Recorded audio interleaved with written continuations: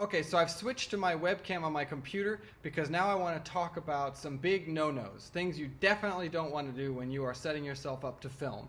And this is example number one. You don't want to only light yourself from the back. If you only backlight yourself, you end up looking like this. You can't really see my face that well. The backlight is crazy bright, right? And it just doesn't balance well. So if you ever set up in front of a window, you want to make sure that you have another light in front of you to balance out that back window. So that looks like this.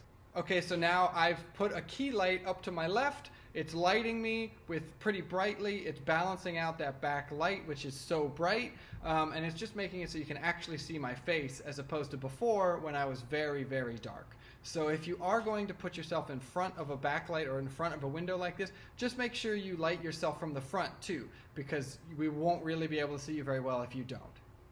So no-no number two is to make sure that we aren't overexposed. So right now my forehead is really bright, as you can kind of see, right? So I'm getting blasted by a light that's right here. If you look at an angle or you look at a shot and you realize that your entire face is extremely bright and you can't really see any movements that happen on your face, you want to turn your light down. That means you're too bright, you have too much light. So in this instance, I'm going to turn this light down until I'm about here, right? So now this looks a little bit more correct, a little bit less aggressive, and you can see more of my face in more detail. So don't backlight yourself to overexpose your background, underexpose your face, and don't overexpose your face by putting lights too close to you.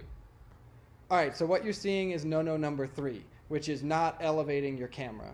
So a lot of the cameras that you're going to be using are on laptops or on iPhones or on iPads, whatever you have. They're very desk-based. So what you're going to want to do is elevate that. So many times on Zoom calls, Zoom performances, things I've seen, people leave the cameras down here, and as a result, we're looking up their nose, we're looking up at their chin. It's not very flattering. So what you want to do is grab some books, grab whatever you can, elevate your camera so you get it to be right around eye level, and that's where it's going to be the most flattering for you.